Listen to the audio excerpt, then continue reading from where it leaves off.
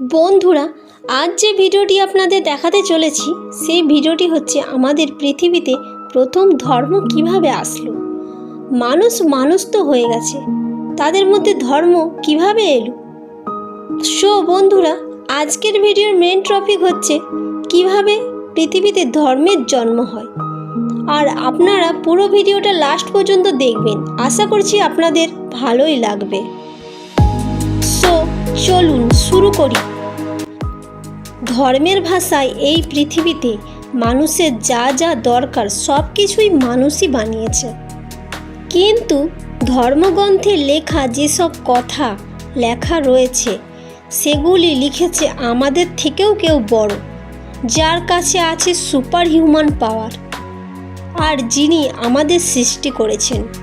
সব কিছু তারই দ্বারা লেখা, আর সেই সৃষ্টিকর্তাকে খুশি করার জন্য আমাদের কিছু নিয়ম মানতে হয়।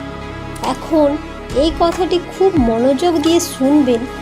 সবচেয়ে বড় গুরুত্বপূর্ণ ঘটনা রাখে বিশ্বাস, আর এই বিশ্বাসের মধ্যেই কোনো রকম লজিক বা ন্যাশনালিটি জায়গা থাকে না।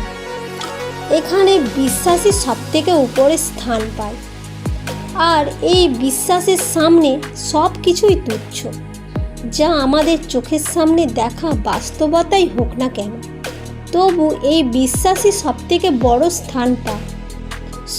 এখন আমরা জানলাম ধর্মের সবথেকে বড় একমাত্র উপাদান হচ্ছে বিশ্বাস।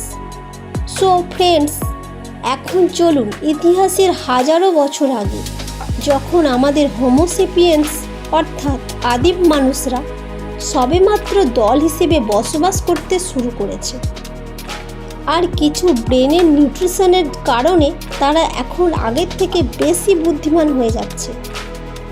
এই সময় প্রথমবার তাদের মাথায় এমন একটি বিশ্বাসের শুরু হয় যা ওই সময় বাকি মানুষদের কাছে বোকামো বলে মনে হতো।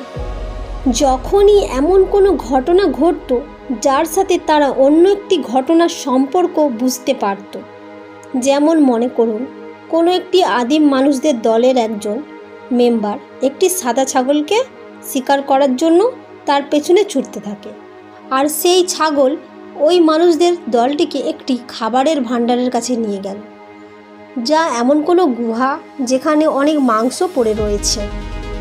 তখন সেই আদিম মানুষটি ওই সাদা ছাগলকে শুভ শক্তি বলে মনে করতে থাকে, আর তাদের দলের মধ্যে সাদা ছাগলকে মারা নিষিদ্ধ হয়ে যেত, কারণ সাদা ছাগল তো তাদের জন্য শুভ, অর্থাৎ মানুষের জন্য খাবার খুঁজে দেবে অথবা মানুষের উপকারে আসবে।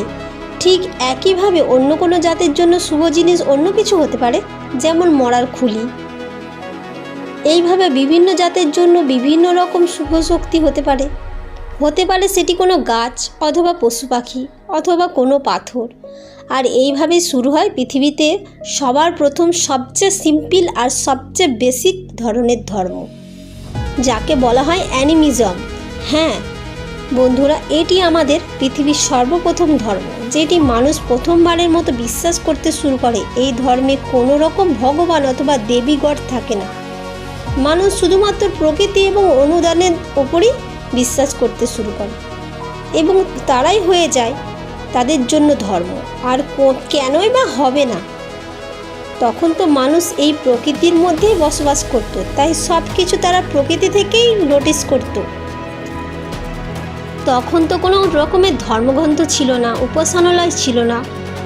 সত্যিকার অর্থে তখনকার মানুষ আমাদের থেকে বুদ্ধিমানই ছিল, কেননা তখন তারা নিজেদেরকে স্পেশাল ভাবত না, আর অন্য জীবজন্তুকে তুচ্ছ বলে মনে করত না। তারা প্রকৃতির একটি অটুট অংশ বলে মনে করত। কিন্তু ধীরে ধীরে যখন মানব সভ্যতা যখন বিকশিত হতে থাকলো, তারা চাষ করতে শুরু করলো এবং ফ্যামিলি এবং গ্রুপে বসবাস করতে শুরু করলো, ব্যবসা হতে শুরু হলো। আর তখনই ঠিক একইভাবে মানুষের ধর্ম অনেক বড়োভাবে আপডেট হতে শুরু করলো। এতদিন পর্যন্ত পশু পাখিদের নিজেদের সমান বলে মনে করতাম, নিজেদের অংশ হিসেবে মনে করতাম, কিন্তু যখন থেকে মানুষ বুদ্ধিমান হতে শুরু করলো অর্থাৎ চাষ, তখন থেকে আমরা গাছপালা কাটতে শুরু করলাম, আর বেশি পশু পাখিদেরকে নিজেদের সম্পদ হিসেবে ব্যবহার করতে শুরু করলাম। কেননা যত মানব সভ্যতা সামনের দিকে এগোচ্ছে, মানুষের কাছে শক্তি তত বেশি পরিমাণে বাড়তে শুরু করে। তারা যতই পশু পাখিদের নিজেদের সম্পদ মনে করুক না কেন, অথবা পশু পাখিদের বন্দি করে নিজেদের মতন চালনা করুক না কেন, কিন্তু পশু পাখিদের উপর এবং তাদের ভবিষ্যতের উপর পুরোপুরিভাবে কন্ট্রোল করতে পারতো না। যেমন মনে করুন না কেন, জীবননাশক রোগ থেকে কোনো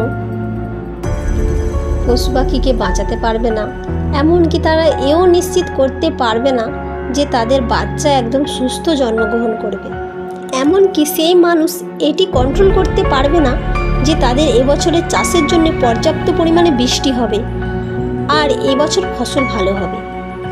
আর এই সমস্যার কারণে তাদের মধ্যে এমন একটি ধারণা সৃষ্টি হয় যে কোনো একজন সৃষ্টিকর্তা তো অবশ্যই রয়েছে, যিনি ভালো চাষ ভালো ফসলের জন্য অবশ্যই দায়ী। আর তারা মনে করতে শুরু করলো কোনোভাবে যদি তাদেরকে খুশি করা যায় তাহলে এবছরের ফসল ভালো হবে।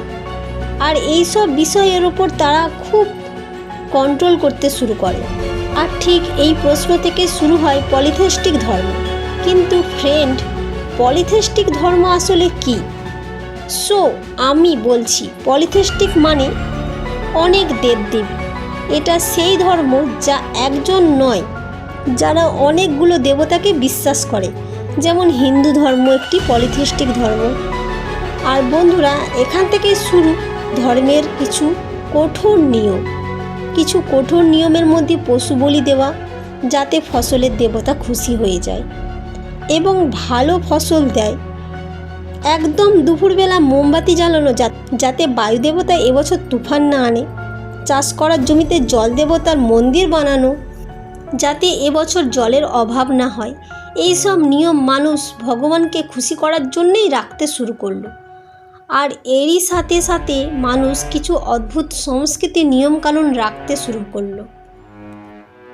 নিজেদের পাপ ও পশুত্ব দূর করার জন্য অন্য পশুদের বলি দেওয়া, যাতে তার পাপ দেবতা মাফ করে দেয়। আর এই রকমভাবে অনেক নিয়ম বলতে থাকে, কিন্তু এখানেই ঘটনা শেষ হয় না। আর এই রকমভাবে অনেক নিয়ম যা বলতে থাকলে তার কোনো শেষ নেই। এইভাবে বিভিন্ন মানুষের বিভিন্ন মতামত নিয়ে ধর্ম সৃষ্টি হয়।